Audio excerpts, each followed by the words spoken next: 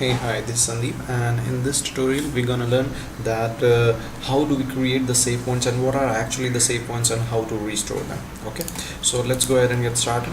So, save points basically, when we talk about the save points, whenever there are situations whenever we are navigating through the pages, we are filling up the forms. For example, you are visiting some shopping website and you are visiting the pages, and suddenly your session timed out or you logged out after doing some piece of work over there. So that piece of information, that piece of work done by you actually modified some piece of information on that particular task flow on which you were there, right?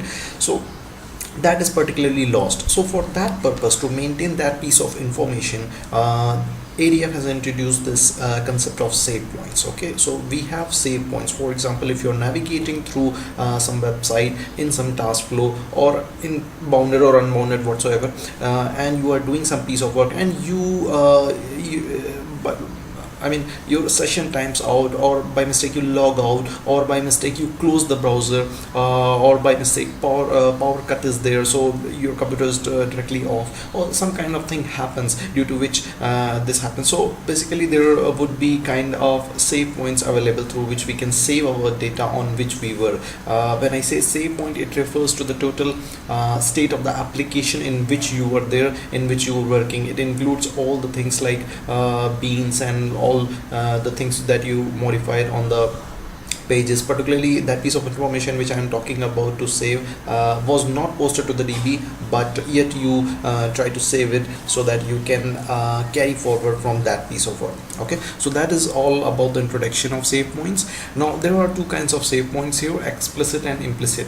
Explicit is a save point in which user purposely wants to save the data and clicks a button to save it or clicks a link to save it. And implicit save points are save points in which user doesn't they are saved automatically. The save points are created automatically. So how actually the data is saved?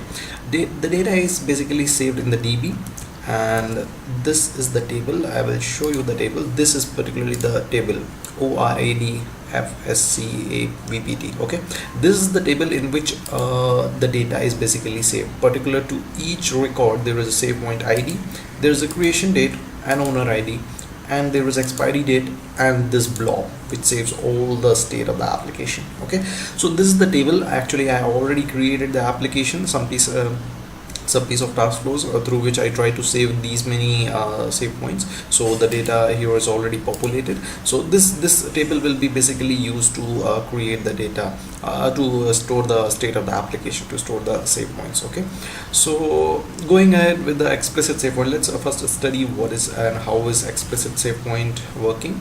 So first of all, we'll have to configure.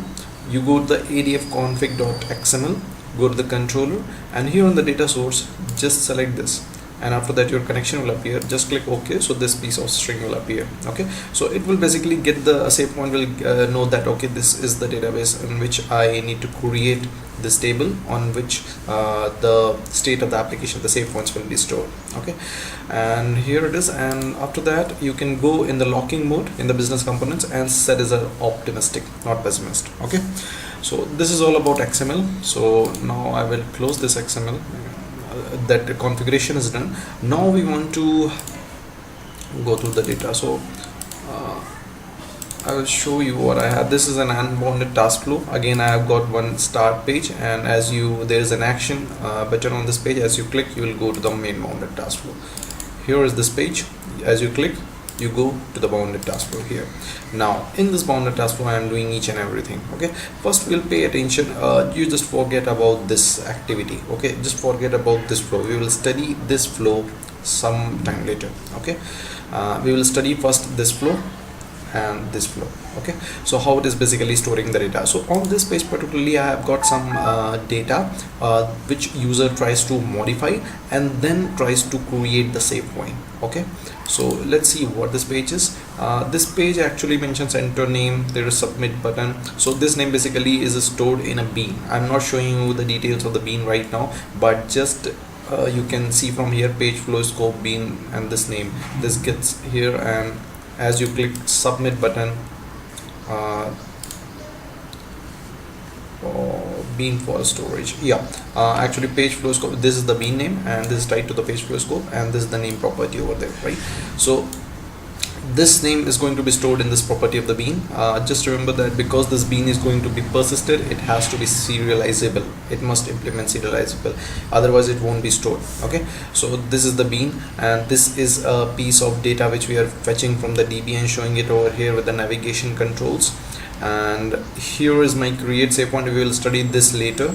We will study this first. Create my save point. Okay, this create my save point will redirect you towards this method. This is a method which creates the save point, and here's the method that creates the save point, and when it is created successfully, it displays a page which says, okay boss, your data has been saved, and this is the ID with which it is saved. Okay, after that there is this task flow return, which returns the flow to the parent task flow. So this is the flow. And about this page, this button I already explained, and this this is a drop down I have created from this table only. Okay, this is a drop down that I have created from this table, and you click on any one of these and click on go to restore save point now. So it will pick up this save point and it will basically try to restore the data. So how this restore process happens, as you click on this piece of information what is populated over here, this will be taken into page flow scope and ID. I'm not going to show you the details right now because already I have explained these how you can achieve this. The main task is just to show the drop down of these all list over here, and whatever the user selects and clicks the button, just set the value over here to the page flow scope ID, right? And after that, as you set the value, simultaneously you have to throw the control towards this. Okay, this is save point restore, and what it does basically, it will try to restore the state of the application, or restore basically it will try to restore all the state of the application that it was into, and it basically needs an ID to do that. So here we are supplying the ID, page flow scope ID, and the ID basically in the ID was supplied from here in the start page, right? So over here we try to supply the ID, and over there we are trying to identify which ID to restore. Okay, and this is all about the flow particularly, and basically in this task flow I'll show you this create save point. What does it do basically? This is a method call that I have dragged from here, and you need to make automatically by default there is a method. We just need to make a call to that, and you can go ahead here and you can search for that method from here. Create save point. So basically create save point. So basically these will appear. You need to select this one. Okay, so create viewport and create save point. Okay, so you need to select this one out of these all, and this is automatically this is by default created method, and this will try to help you to save the data, and it basically returns an ID with which it saves. So I'll capture this ID over here in the page flow scope ID, and on this page I will display that page flow scope ID. Okay, so I hope you understood the flow, and this flow I'll explain you a little bit later. So let's see how it works. Okay, just save all the things and try to debug this.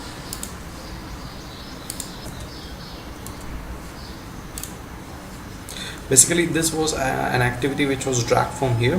Okay, and that was save point restore activity only, nothing special about that. You just need to supply the ID with which it is going to save the it is going to restore the application. Okay, and that ID, if that is dynamic, it would be good, as it is here. It's a page flow scope ID, and this variable we are supplying from here. Okay, so I have created the debug points over here just to show you the flow while it is working. And here you are in the start. As you click on that, you will go to the bounded task flow, this task flow on this page. Okay, so we are navigating over there slowly. So So here we are, and just try to create a new save point. So I'll just try to save this in the bean, and I will say administration to you. Just notice that I just press this button. I do not commit the changes to the DB. So these are the changes I made. I put it here new and administration U. Okay, I just made these changes. I'm gonna create these. All are the automatically populated list. I actually created select one choice, as I already explained you, from this list. So they are already appearing, whatever is already saved in the DB. And here I'm going to click this create my save point. So just see here the debugger is stopped. So it means it is going to create the save point now with this method, which is already by default it is available method which we used. So we will say resume. So it resumes and it will through this page now, which will basically display the ID returned from this method, that with which ID you have saved the data. So this is the ID ending with FCC4. Okay, so if you see the DB here, it is available FCC4. Okay, now one important point to notice here is that suppose you have saved the data now by clicking that button, I displayed the information also. Okay, now if you try to return, it will go to the task flow return activity, and already I showed you the data is over here right now. Okay, so if you go to the return task flow return activity, it will take you back to this start navigation page. If you do that, this piece of information will be lost from the DB. Okay, this record particularly will be deleted from the DB because you are completing the task flow. Okay, and there is no need to save the information when you have completed the task flow. Okay, it is only meant only like you are doing something as I was doing, and I close the window over here, or I session times out, or something happens, power cut happens, so something in between happens which interrupts the process of the task flow. So that is how it is meant for. Okay, it is not meant for you just complete the task flow and that time also you are able to save the data. That won't happen. Okay, so we won't click the return button, we will directly navigate back to the start navigation page. I think this was the page. Yeah, so this was the page, I guess. You again click refresh on this. So again we are back to this page. Click on this to go to this bounded task flow start page, and here in our drop down, this our save point ID is appearing. Okay, if we had taken return from there, if you remember, if we had taken a return task flow return from this bounded task flow, then this record particularly, this record would have been deleted, and if you had navigated back at this time point of time, this shouldn't be appearing over here. But we did not take a back, right? We actually kind of interrupted that task flow, and we directly navigated back to this start page. So right now we'll select this and we'll say go to restore save point.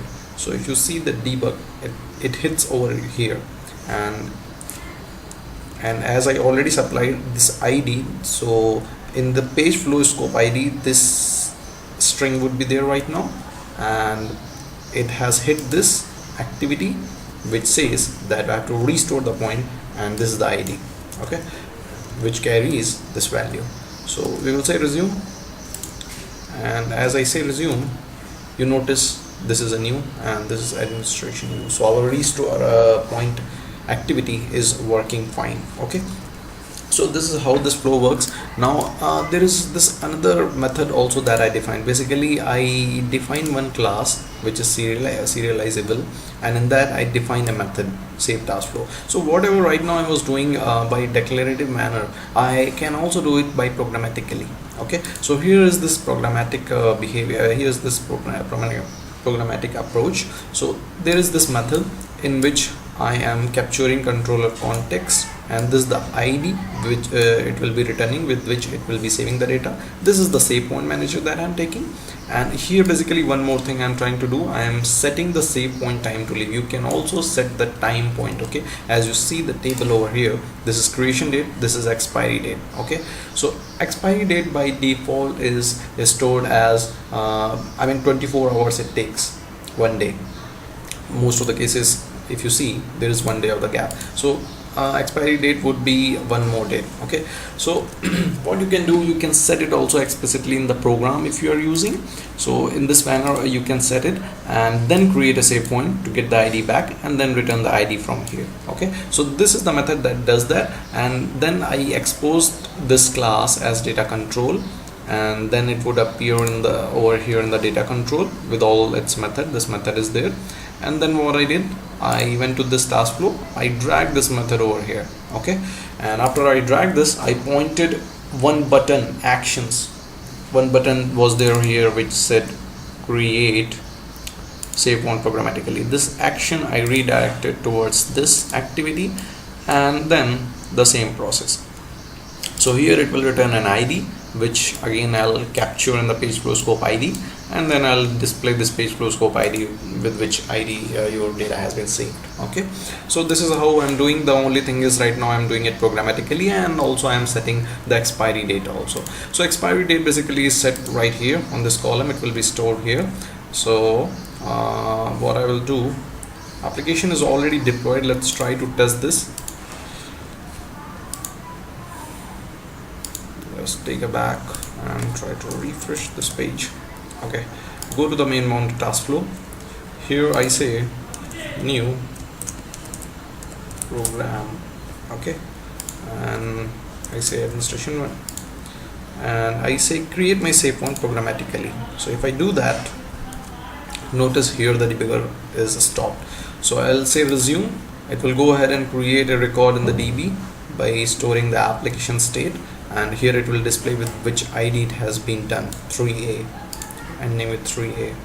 So if you refresh, you will find ending with 3A. There is this, and 9th July, today's date, and with today's date only, actually 60 seconds I set in the program. If you see, this is the program, and 60 seconds I'm setting. So basically the same date, the expiry date I'm setting. Okay, so by this manner I set this column also. So this is how I save the data. Now again the same thing, if you press return, this data will be gone from the DB.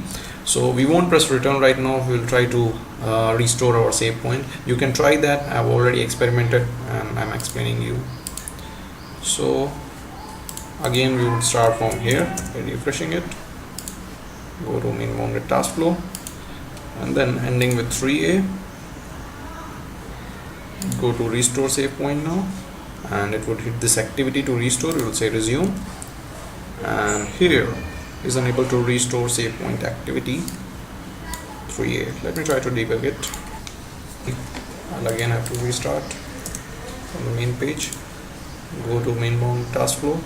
Here I write sample, and I submit to save it to the bean, and I say create save point programmatically, and it hits here resume, and it says it has created with 9727 9C27, ending with 9C27. So again so here 9727 I have to choose, here is it, and go to restore my save point. It hits over here, click resume, and here you are sample. So basically there was some problem with the application, and when I tried to redeploy it, it is working fine. Okay, so that is how it is stored. Now there are some points that I would like to explain you. First of all, this table. Okay, this table in which the information is stored. Firstly, I try to save some piece of information so that the Oracle created, ADF created this table automatically, and then I was able to drag this and display this over here in this drop down. Okay, otherwise you cannot drag till the unless the table is created. Okay, so that's how I did it, and all these functionalities I've already explained you. One thing more, see, in this save point, this owner ID is getting saved as anonymous. Okay, in the enterprise application, what actually happens, there are security and you have to log in to the application. So with whatever name you are logging in, it will display that owner ID. Okay, so suppose there are two users, user 1 and user 2. So user 1 is you are logging in with user 1, and user 2 is using user 2 login ID. So basically their save points would be separate records. User 1 records will correspond to the owner ID of user 1, and user 2 records, the user 2 save points particularly, will correspond to the user 2 owner ID. And then you can create a view criteria on this table. Basically in this view that I'm using. In this view, you can create a view criteria and say that I need to fetch only those records which are of current logged in user. Okay, with that you will be able to fetch the save points of the currently logged in user, and those will be displayed in the drop down over here. So that's how it can be done. And one more thing can be done is that in the where clause itself you can write that current date is between this created date and expiry date. So what will happen basically, that you will get the record which are active, which have already expired. You won't get the save point for those. So already I explained you that how from the program I was able to control or set this expiry date. So suppose our application is configured to save a save point for 2 days. After 2 days we don't want to save it. We do not want to display the same save point to the user. So for 2 days we can set the expiry date, and we can have a where clause over here which sees that whether the current date is between created and expired date. If it is, then it will display that save point. If it is not, it won't display the save point. So that's how it's going to be. And now there is one more thing called as finalizer. If you click over here, see there is this restore finalizer. So basically there is this property in this task flow. We were trying to restore and we were trying to save the save points, right? So if you go to the overview and general tab, there is this save point restore finalizer. So you can have any expression, EL expression over here, which will point to some method. So what it will do, particularly if you want that after the restorage of the state of the application by the save point, you want to perform a piece of code to do some checks or to do some other stuff, logical stuff, then you can write a EL which can point to that method, and in that method you can do that. Okay, so that is about save point restorage finalizer. Now the implicit save point, basically implicit save points, explicit, this was all about the explicit save point. Implicit save point is nothing. You can activate them from here and they will be actually automatically saved into the DB as you enable it over here. So implicit save point, explicit are meant for both unbounded and bounded task flow, but implicit are meant only for the bounded task flow. So if you click over here, you will enable the implicit save point, and after enabling it you need to tell the ADF that for what all bounded task flow you want to save the save points, or you want to create the save point. So we have enabled the implicit save points. Now suppose for this task flow we want to enable the save point, right? So if you want to enable the implicit save point for this task flow, you'll have to come to the behavior and 1 second.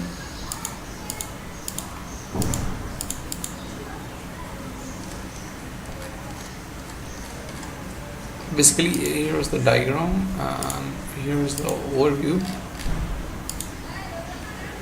Yeah, there is this critical button over here, right? If you click this, then ADF will know that this is a critical task flow for which implicit save points have to be created if enable implicit save point is marked over here. Okay, so now after marking it over here, you can go ahead and tick whatever bounded task flow you like to save the save point, and those will be saved automatically as the task flow starts.